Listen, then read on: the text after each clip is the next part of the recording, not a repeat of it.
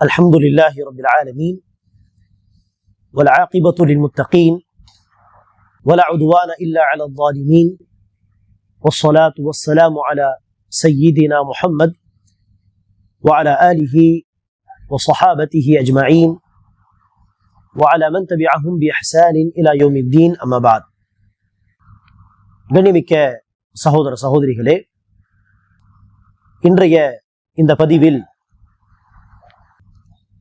பிதஅத்துகள் தொடர்பாக இமாம்களுடைய கருத்துகள் என்ன என்பதை நாம் இன்ஷா அல்லாஹ் பார்க்க இருக்கிறோம்.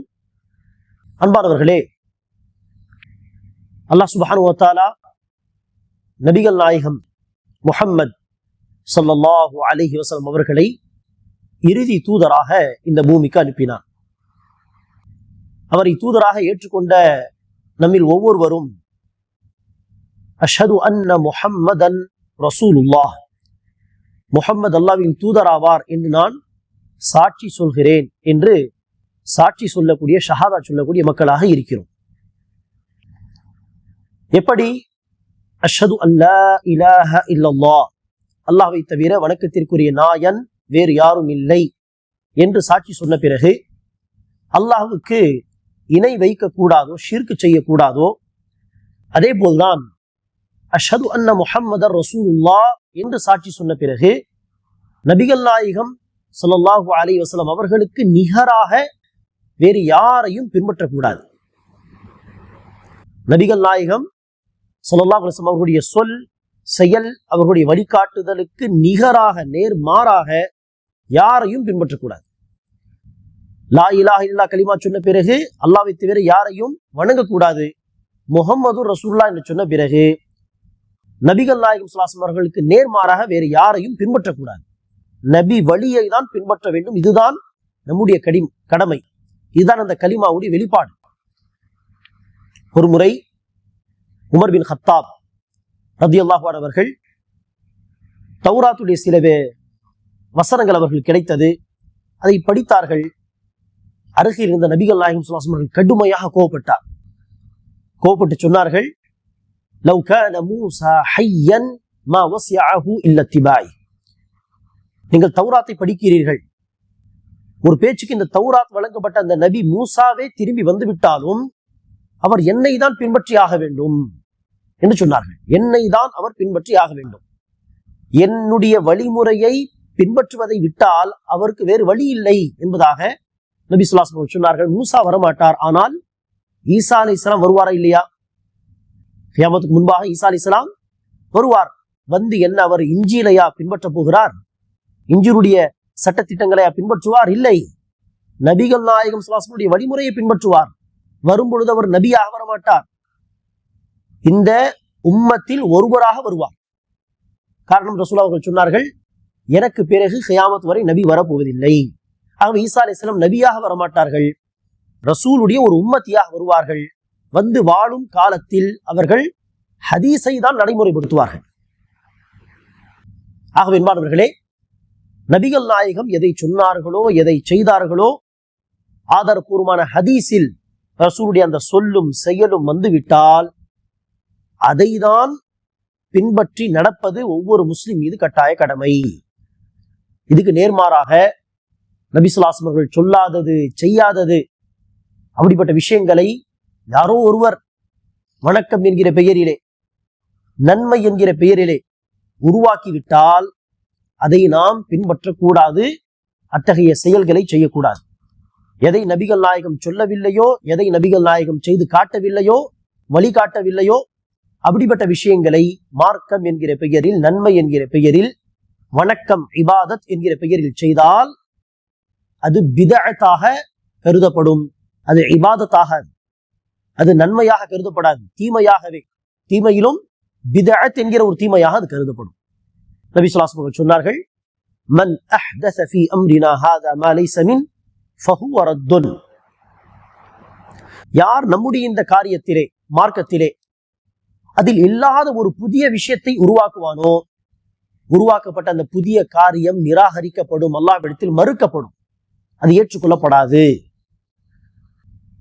ஆகவேதான் அன்பார்ந்தவர்களே,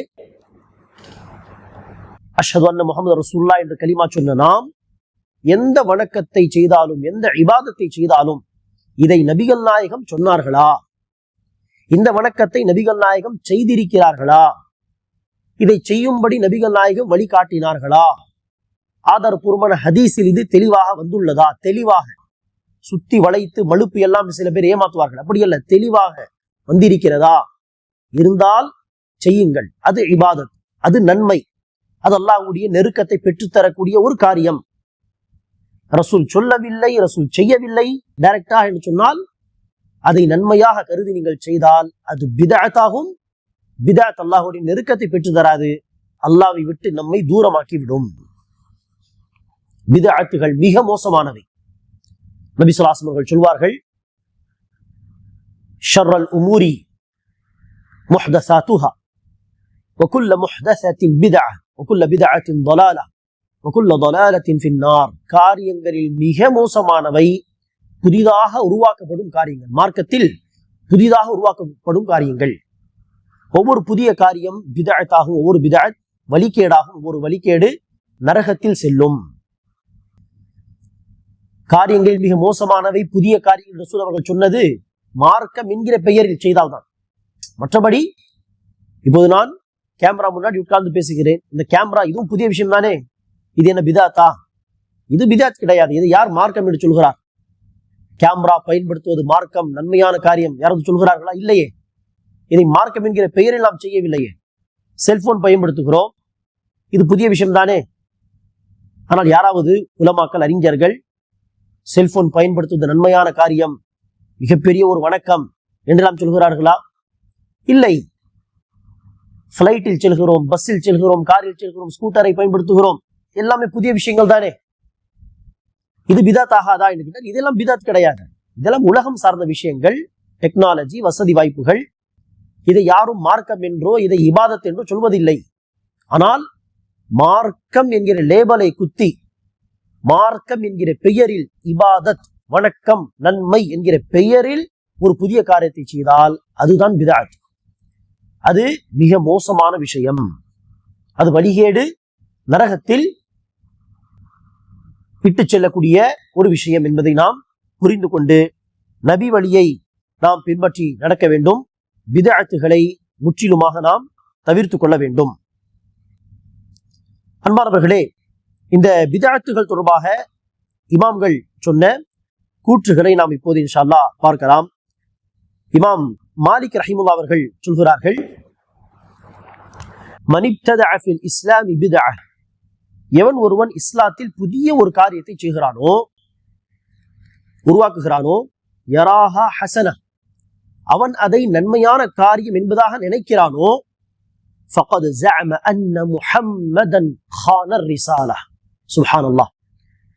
இமாம் மாலிக் சொல்கிறார்கள், யார் பிதஅத்தை உருவாக்கி அதை நன்மையான காரியம் என்பதாக நினைக்கிறானோ அவன் முஹம்மத் ஸல்லல்லாஹு அலைஹி வஸல்லம் தூதுத்துவ செய்தியை உம்மத்திடம் கொண்டு போய் சேர்ப்பதிலே துரோகம் செய்து விட்டார் என்பதாக சொல்கிறார். கவனமாக கேட்டு அந்த கூற்றை நாம் உள்வாங்க வேண்டும், புரிந்து கொள்ள வேண்டும். இமாம் மாலிக் என்ன சொல்கிறார்? எவன் ஒருவன் பிதஅத்தான ஒரு காரியத்தை, நபிகள் நாயகம் சொல்லாத, நபிகள் நாயகம் செய்யாத ஒரு புதிய காரியத்தை உருவாக்கி அது நன்மையான காரியம் என்று சொல்கிறானோ அவன் தன்னுடைய அந்த செயலால் என்ன சொல்கிறான், என்ன கிளைம் பண்ணுகிறான்? முஹம்மது நபி தூதுத்துவத்தை மக்களிடம் கொண்டு போய் சேர்ப்பதிலே துரோகம் செய்து விட்டார், அதாவது சில விஷயங்களை மறைத்து விட்டார், சொல்ல வேண்டிய சில விஷயங்களை சொல்லாமலே போய்விட்டார் என்று அவன் தன்னுடைய செயலால் சொல்கிறான். வார்த்தையால் சொல்லவில்லை, செயலால் சொல்கிறான். அதற்கு ஆதரவாக இமாம் மாலிக் சொல்கிறார்கள், லிஅன்னல்லாஹ யகூல், ஏனெனில் அல்லாஹ்வோ சொல்கிறான், அல் யௌம அக்மல்து லக்கும் தீனக்கும், உங்களுக்கா இன்றைய நாள் நான் மார்க்கத்தை முழுமைப்படுத்தி விட்டேன். அல்லாஹ் சொல்கிறான் மார்க்கம் முழுமையாகிவிட்டது.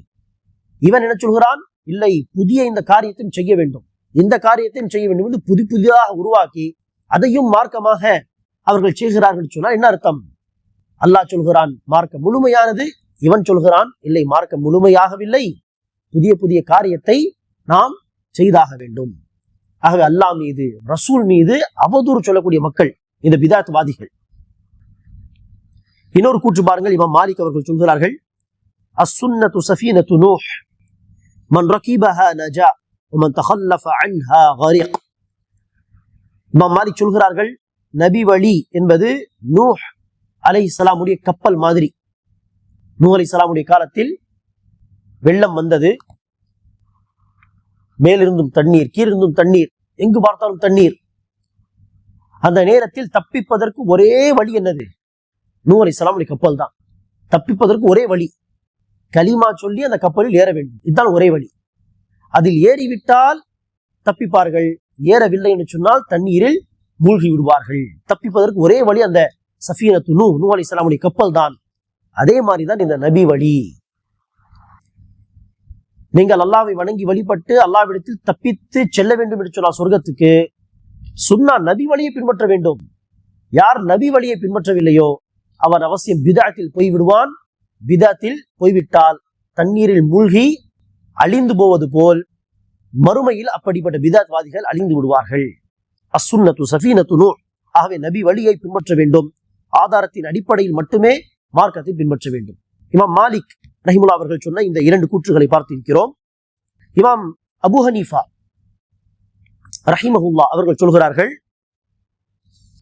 என்னுடைய ஒரு கூற்றை, நான் சொன்ன ஒரு கருத்தை,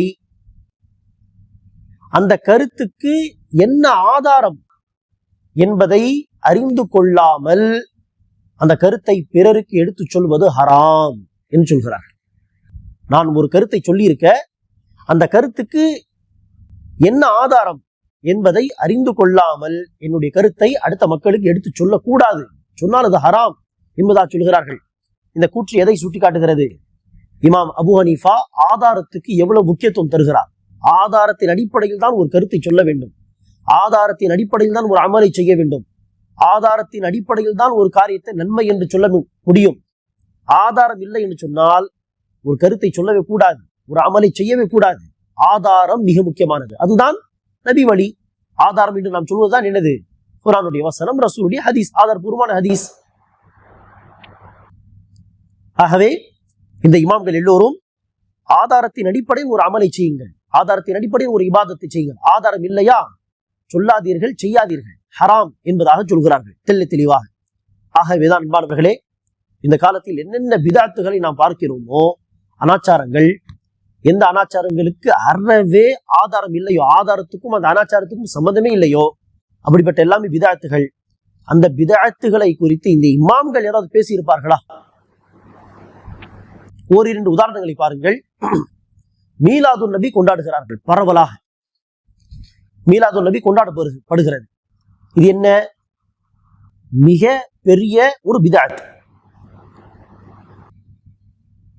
ஆகவேதான் இந்த இமாம்கள், இமாம் அபூ ஹனீஃபா, இமாம் மாலிக், இமாம் ஷாஃபிஈ, இமாம் அஹ்மத் பின் ஹம்பல், 4 இமாம்களில் யாராவது மீலாது நபி கொண்டாடுங்கள் சொல்லியிருக்கிறார்களா? நபி ஸல்லல்லாஹு அலைஹி வஸல்லம் அவர்களுடைய பர்த்டே கொண்டாடப்பட வேண்டிய ஒரு விஷயம் என்பதாக பேசியிருக்கிறார்களா? ரசூல் அவர்கள் பிறந்த அந்த நாள் பிரத்யேகமாக இந்த வணக்கத்தை செய்ய வேண்டும் என்று ஏதாவது பேசியிருக்கிறார்களா? அறவே கிடையாது, காட்டவே முடியாது. காரணம் என்ன? அவர்கள் என்ன பிதத்வாதிகளா? இந்த இமாம்கள் அவர்கள் பிதத்தை செய்யாத மக்கள். அவர்கள் எப்படி இதை குறித்து எல்லாம் பேசியிருக்க முடியும், வழிகாட்டியிருக்க முடியும்? ஆகவே என்னென்ன பிதாத்துகள் உம்மத்தில் பரவி இருக்கிறதோ அந்த பிதாத்துகளை குறித்து இந்த இமாம்கள் பேசவே இல்லை என்பது இந்த இமாம்கள் அந்த பிதாத்துகளை எதிர்க்கக்கூடியவர் என்பதற்கு மிகப்பெரிய ஆதாரம். அப்படி அவர்கள் பிதாத்துக்கு ஆதரவு தரக்கூடிய மக்களாக இருந்திருந்தால் அந்த பிதத்தை குறித்து அவர்கள் பேசியிருப்பார்கள், அதை நடைமுறைப்படுத்தி இருப்பார்கள் தன்னுடைய வாழ்க்கையில். அடுத்து பாருங்கள், இமாம் ஷாஃபிஈ ரஹிமஹுல்லாஹ் அவர்கள் சொல்கிறார், لَأَنْ يَلْقَى اللَّهَ الْعَبْدُ بِكُلِّ ذَنْبٍ مَا خَلَا الشِّرْكَ بِاللَّهِ خَيْرٌ مِنْ أَنْ يَلْقَاهُ بِشَيْءٍ مِنْ هَذِهِ الْأَهْوَاءِ. இமாம் ஷாஃபிஈ சொல்கிறார்கள், ஷிர்கை தவிர எந்த பாவமாக இருந்தாலும் சரி, அந்த பாவத்தோடு அல்லாஹ்வை சந்திப்பது பிதாத்தோடு சந்திப்பதை விட சிறந்தது என்பதாக சொல்கிறார்கள். ஷிர்கை விட்டு விடுங்கள், ஷிர்க் மிக மோசமானது, அதுதான் மிகப்பெரிய பாவம். ஷிர்கை விட்டு வேறு ஏதாவது ஒரு பாவத்தை செய்தவனாக, ஒரு பாவியாக அல்லாஹ்விடத்தில் சந்திப்பது எதை விட சிறந்தது என்பதாக சொல்கிறார். பிதஅத் செய்து அல்லாஹ்வை சந்திப்பதை விட சிறந்தது.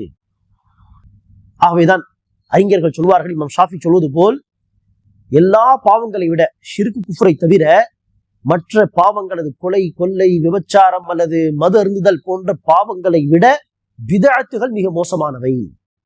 காரணம் என்ன? இமாம் மாலிக்குடைய கூற்றை பார்த்தோம். பிதஅத் செய்பவன் தன்னுடைய செயலால் நபிகள் நாயகம் துரோகம் செய்து விட்டார், இந்த நன்மையான காரியத்தை சொல்லாமலே போய்விட்டார் என்கிற அவதூறை சொல்கிறார். இன்னும் மது அருந்துபவன் ரசூல் மீது அவதூறா சொல்கிறான். அக்ரமகுமுல்லாஹ், விபச்சாரம் செய்யக்கூடிய ஒருவன் நபிகள் நாயகம் மீது ஏதாவது துரோகம் செய்ததாக அவதூறா சொல்கிறான். இல்லையே. அவை பிதாத்வாதியை விட அந்த பாவங்கள் செய்யக்கூடியவர்கள் எவ்வளவு மேல். அவர்கள் அல்லாஹ் ரசூலை குறித்து, மார்க்கத்தை குறித்து அவர்கள் அவதூறு சொல்லவில்லை, குறை பேசவில்லை. ஆனால் இந்த பிதாத்வாதிகள் தன்னுடைய பிதாத்தின் மூலமாக இது மார்க்கத்தில் இல்லை, மார்க்கம் அரைகுறையாக இருக்கிறது, தன்னுடைய செயலால் சொல்வார்கள். வார்த்தையால் யாரும் சொல்ல மாட்டார்கள், செயலால்.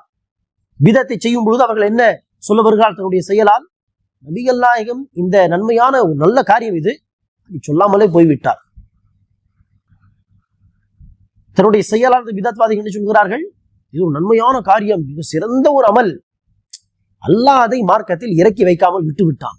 அல்லாஹ்வை குறித்து, ரசூலை குறித்து, மார்க்கத்தை குறித்து குறை சொல்லக்கூடிய ஒரு செயல் தான் இந்த பிதத்வாதிகளுடைய செயல். சொல்ல போனால் அல்லாஹ்வோடு போட்டி போடக்கூடிய செயல் இது. அல்லாஹ் தான் இபாதத்துகளை சொல்லி தருவானா? நானே பாருங்கள் புதிய புதிய இபாதத்தை கண்டுபிடிக்கிறேன். அல்லாஹ்வுக்கு நேர்மாறாக போட்டி போடக்கூடிய ஒரு செயல் இந்த பிதத்வாதிகள் செய்யக்கூடிய செயல். இறுதியாக அன்பார்ந்தவர்களே, இமாம் அஹ்மத் பின் ஹம்பல் உடைய கூற்றை பாருங்கள். இமாம் அஹ்மத் பின் ஹம்பல் ரஹிமஹுல்லாஹ் அவர்கள் சொல்கிறார்கள், உஸூலு சுன்னதி இந்தனா, நபி வழியின் அடிப்படைகள் நம்மிடத்தில் என்னவென்று சொன்னால், அத்தமஸ்ஸுகு பிமா கான அலைஹி அஸ்ஹாபு ரசூலில்லாஹ் ஸல்லல்லாஹு அலைஹி வஸல்லம். நபித்தோழர்கள், மார்க்கம் என்கிற பெயரில் நபித்தோழர்கள் எதை செய்தார்களோ, பின்பற்றினார்களோ அதை பற்றி பிடித்துக் கொள்வதுதான் நம்முடைய பார்வையில் சுன்னா, நபி வழியை பின்பற்றுவது. வல் இக்திதா பிஹிம், அந்த சஹாபாவை பார்த்து பின்பற்ற வேண்டும், இதுதான் நபி வழி. வத்தர்குல் பிதஅ, பிதஅத்துகளை முற்றிலுமாக தவிர்த்து கொள்ள வேண்டும், இதுதான் நபி வழி. வகுல்லு பிதஅத்தின் ஃபஹிய ضலாலா, ஒவ்வொரு பிதஅத்தும் வழிகேடு. வத்தர்குல் ஹுசூமாத்தி ஃபித்தீன், அதேபோல் மார்க்க விஷயத்திலே தேவையில்லாத தர்க்கம் செய்வதை தவிர்த்து கொள்ள வேண்டும், இதுதான் நபி வழி என்பதாக இமாம் அஹ்மத் பின் ஹம்பல் ரஹிமஹுல்லாஹ் அவர்கள் சொல்கிறார்கள். ஆகவே அன்பார்ந்தவர்களே, மார்க்கம் என்கிற பெயரில் நீங்கள் எதை செய்தாலும் உங்களுடைய கடமை என்ன? நபிகள் நாயகம் இதை செய்தார்களா, நபிகள் நாயகம் சொன்னார்களா, அபூபக்கர் உமர் இதை செய்தார்களா, பார்த்துதான் நீங்கள் செய்ய வேண்டும். இது உங்களுடைய கடமை. எதை நபிகள் நாயகம் சொல்லவில்லையோ, செய்யவில்லையோ, அபூபக்கர் உமர் போன்ற சஹாபாக்கள் அந்த காலத்தில் செய்யவில்லையோ, அது ஒருபோதும் மார்க்கம் கிடையாது, அது பிதஅத், அது வழிகேடு. அதை செய்து அல்லாஹ்விடத்தில் எந்த ஒரு நன்மையும் கிடைக்காது, ஒரு நன்மை கிடைக்காது. மாறாக அல்லாஹ்விடத்தில் மற்ற பாவங்களை விட பெரிய பாவம் தான் எழுதப்படும், தீமைதான் எழுதப்படும் என்பதை நாம் இந்த நேரத்திலே புரிந்து கொள்ள வேண்டும். இன்ஷா அல்லாஹ் நம்முடைய அடுத்த வகுப்பிலே அந்த பிதஅத்துகளை புரிந்து கொள்வதற்கு தேவையான ஒரு அளவுகோல் தான் சஹாபா பெருமக்களுடைய வழிமுறை. ஆகவே நாம் அடுத்த வகுப்பில் சஹாபா பெருமக்களுடைய வழிமுறையை பின்பற்றுவதை குறித்து இந்த இமாம்கள் என்ன சொல்லியிருக்கிறார்கள் என்கிற விளக்கங்களோடு நாம் இன்ஷா அல்லாஹ் முக்கியமான விஷயங்களை தெரிந்து கொள்வோம். அல்லாஹ் சுப்ஹானஹு வ தஆலா நம் அனைவருக்கும் நபி வழியை பற்றி பிடித்துக் கொண்டு பிதஅத்துகளை முற்றிலுமாக தவிர்த்து வாழக்கூடிய பாக்கியத்தை தருவானாக. ஆமீன். அஸ்ஸலாமு அலைக்கும் வரஹ்மத்துல்லாஹி வபரகாத்துஹு.